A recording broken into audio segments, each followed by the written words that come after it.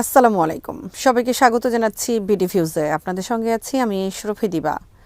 বাংলাদেশের রাজনীতিতে জামাত ইসলামীকে ঘিরে বিতর্ক নতুন কিছু নয়, তবে সাম্প্রতিক সময়ে এই বিতর্ক যে মাত্রায় আদর্শ, পরিচয়, ধর্মীয় চিহ্ন এবং রাজনৈতিক কৌশলের জটিল মিশ্রণে পরিণত হয়েছে তা আগের যে কোনো সময়ের তুলনায় বেশি বিভ্রান্তিকর ও বিপজ্জনক।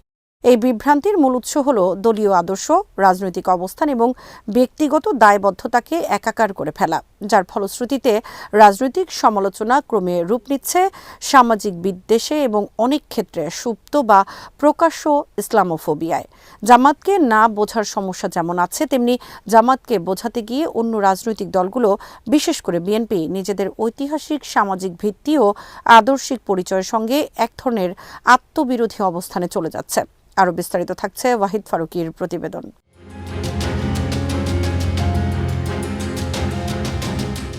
ইসলাম একটি বৈশ্বিক বহুমাত্রিক ধর্মীয় ব্যবস্থা, যার মধ্যে আধ্যাত্মিকতা, নৈতিকতা, সামাজিক ন্যায় বিচার এবং ব্যক্তিগত ইবাদত যেমন আছে, তেমনি আছে নানা যুগে নানা ভূগোলে গড়ে ওঠা ভিন্ন ভিন্ন রাজনৈতিক ব্যাখ্যা।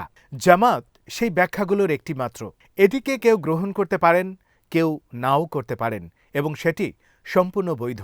এই সঙ্গে এটাও সত্য যে জামাতে ইসলামী কোনো অ-ইসলামী শক্তি নয়, যারা রাজনৈতিক বিরোধিতা জায়গা থেকে জামাতকে সমালোচনা করতে গিয়ে তার অনুসারীদের দাড়ি, টুপি, নামাজ, সুন্নাহ বা ইসলামী সংস্কৃতিকে বিদ্রূপের লক্ষ্যবস্তু বানান, তারা আসলে রাজনৈতিক বিতর্কের সীমা ছাড়িয়ে যাচ্ছেন।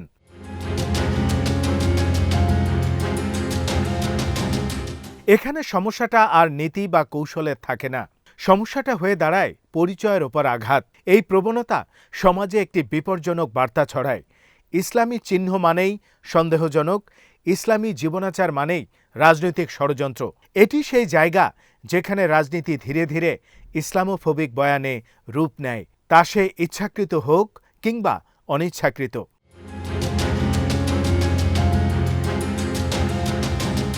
1971 সালের প্রসঙ্গ এই বিতর্কের সবচেয়ে স্পর্শকাতর অধ্যায়। ঐতিহাসিক সত্য হল, জামাতে ইসলামী তখন একটি অখণ্ড রাষ্ট্র টিকিয়ে রাখার পক্ষে যে অবস্থান নিয়েছিল এবং ভারতের আঞ্চলিক প্রভাব ও দিল্লি কেন্দ্রিক ভূ রাজনীতির বিরোধিতা করছিল।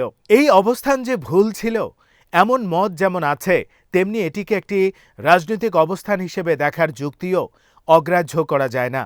ইতিহাসে বহু রাজনৈতিক দলই এমন অবস্থান নিয়েছে যা পরবর্তীতে পরাজিত হয়েছে বা অচল প্রমাণিত হয়েছে। কিন্তু পরাজিত হওয়া আর অপরাধী হওয়া এক বিষয় নয়। ইতিহাস বিজয়ীরা লেখে, এই বহুল ব্যবহৃত কথাটি নিছক স্লোগান নয়, বরং রাজনৈতিক বাস্তবতারই একটি বিবরণ। বিজয়ী পক্ষ যখন রাষ্ট্র ক্ষমতা ও বয়ান নির্মাণের একচ্ছত্র নিয়ন্ত্রণ পায়, তখন পরাজিতদের রাজনৈতিক অবস্থানকে সহজেই নৈতিক অপরাধে রূপান্তর করা যায়, কিন্তু ন্যায় বিচারের দৃষ্টিকোণ থেকে এটি সবসময় গ্রহণযোগ্য হয় না।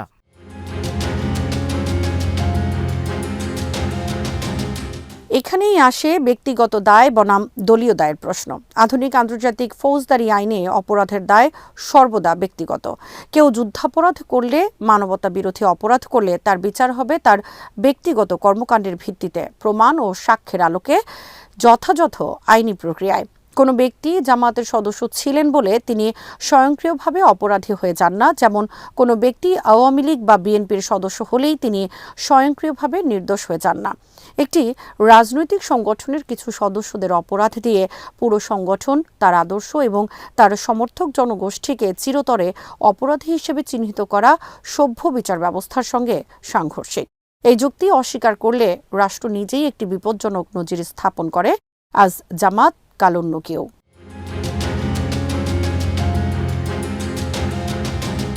উপমহাদেশের ভূ রাজনৈতিক বাস্তবতায় দিল্লির আধিপত্যবাদ রুখে দেওয়ার আকাঙ্ক্ষা বহু মুসলিম রাজনৈতিক শক্তির মধ্যেই ছিল এবং আছে। এটি ভালো বা মন্দ যাই বলা হোক না কেন, এটি একটি ঐতিহাসিক দৃষ্টিভঙ্গি। পাকিস্তান আন্দোলন থেকে শুরু করে পরবর্তী সময়ের নানা রাজনৈতিক প্রকল্পেই এই চিন্তা কাজ করেছে। জামাত এই ধারার বাইরে ছিল না। রাজনৈতিক কৌশলগত ভুল থাকতে পারে, সময়ের ভুল পাঠ থাকতে পারে, কিন্তু সেই ভুলের দায়ে ইসলামের মৌলিক বিশ্বাস, সংস্কৃতি ও চর্চাকে বিদ্রূপ করা হলে তা আর রাজনৈতিক সমালোচনা থাকে না, তা হয়ে ওঠে ঘৃণ্য বিদ্বেষ। এই বিদ্বেষ শেষ পর্যন্ত সমাজকে ধর্মনিরপেক্ষও করে না, গণতান্ত্রিকও করে না, বরং আরও বেশি বিভক্ত এবং অসহিষ্ণু করে তোলে।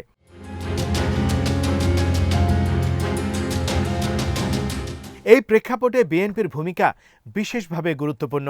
মুসলিম লীগের তৃণমূল বিস্তৃতি, ন্যাব ভাসানির সাংগঠনিক দক্ষতা এবং একটি নির্বাচনী প্রতীকের সমন্বয় গড়ে ওঠা বিএনপি প্রতিষ্ঠা লগ্ন থেকে মূলত একটি মুসলিম জাতীয়তাবাদী রাজনৈতিক শক্তি হিসেবে আত্মপ্রকাশ করেছিল। ২০২৪ সাল পর্যন্ত বিএনপির রাজনৈতিক পরিচয়ের কেন্দ্রে ছিল মুসলিম জাতীয়তাবাদ, যেখানে ধর্মীয় অনুভূতি ও জাতীয় পরিচয় একে অপরের পরিপূরক হিসেবে কাজ করত। বিএনপির শীর্ষ নেতৃত্বের বড় অংশই ছিলেন ধর্মভীরু বা অন্তত কালচারাল মুসলিম। তৃণমূল পর্যায়ে বিএনপির নেতাকর্মীদের মুখে দাড়ি থাকা, সামাজিক মাধ্যমে কোরআন হাদিস তাফসির শেয়ার করা, এসব ছিল স্বাভাবিক চিত্র। এটি কোনো জামাতিকরণ ছিল না, এটি ছিল সমাজের স্বাভাবিক ধর্মীয় সংস্কৃতির প্রতিফলন।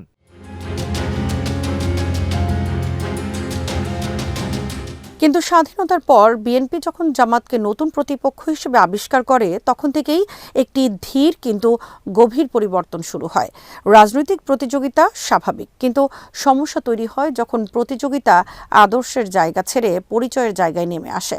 বিএনপির একটি অংশ, বিশেষ করে অনলাইন অ্যাক্টিভিস্টরা সাম্প্রতিক সময়ে যে প্রবণতা দেখাচ্ছেন তা উদ্বেগজনক। তারা দাড়িওয়ালা বিএনপি নেতাকর্মীদের জামাতি আখ্যা দিয়ে উপস্থাপন করছেন, বিএনপির অভ্যন্তরীণ অপকর্ম বা ভুলকে জামাতের ঘাড়ে চাপাচ্ছেন। এর মাধ্যমে তারা শুধু জামাতকেই আক্রমণ করছেন না, নিজেদের দলের ঐতিহাসিক সামাজিক ভিত্তিকেও আঘাত করছেন।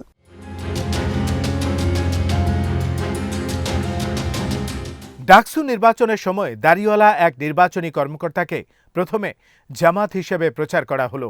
পরে জানা গেল তিনি আসলে বিএনপির। এই ঘটনা কোনো বিচ্ছিন্ন ভুল নয়, এটি একটি মানসিকতার প্রতিফলন। একইভাবে কুমিল্লার কায়কোবাদের তুর্কি নাগরিকত্ব সত্ত্বেও প্রার্থিতা বৈধ ঘোষণার ঘটনাকে বিএনপির একাংশ জামাতি কারসাজি হিসেবে তুলে ধরছে। এখানে যুক্তির জায়গা তথ্য নয়, বরং দুটি প্রতীক কাজ করছে, তুরস্ক এবং দাড়ি। যেন তুরস্ক মানে ইসলামপন্থা আর দাড়ি মানে জামাত। এই সরলীকরণ শুধু হাস্যকর নয়, রাজনৈতিকভাবে আত্মঘাতীয়।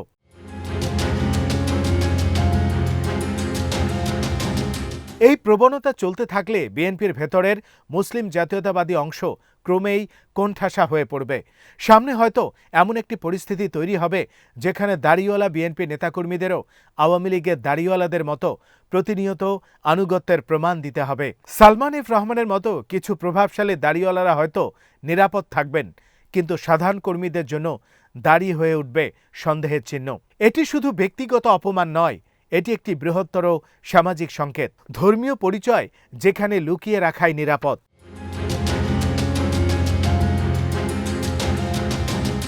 সবচেয়ে কৌতূহল উদ্দীপক বিষয় হল এই পরিস্থিতি জামাতের জন্য এক অর্থে লাভজনক। পরিস্থিতি দেখে মনে হয় জামাতও চাচ্ছে বিএনপি এই ইসলামোফোবিক রাজনীতিতে পুরোপুরি ঢুকে যাক। বিএনপি যত বেশি দাড়ি টুপি ইসলামী সংস্কৃতিকে সন্দেহের চোখে দেখবে, তত বেশি জামাত সহজেই নিজেদেরকে নির্যাতিত ইসলামী শক্তি হিসেবে উপস্থাপন করতে পারবে। এতে করে জামাত বিনা কষ্টে জিয়া খালেদা জিয়ার বিএনপির ঐতিহ্যগত জনপ্রিয়তার একটি বড় অংশ নিজেদের দিকে টেনে নেয়ার সুযোগ পাবে। এটি এক ধরনের রাজনৈতিক ফাঁদ, যেখানে বিএনপি নিজেরাই এই ফাঁদে পা দিচ্ছে।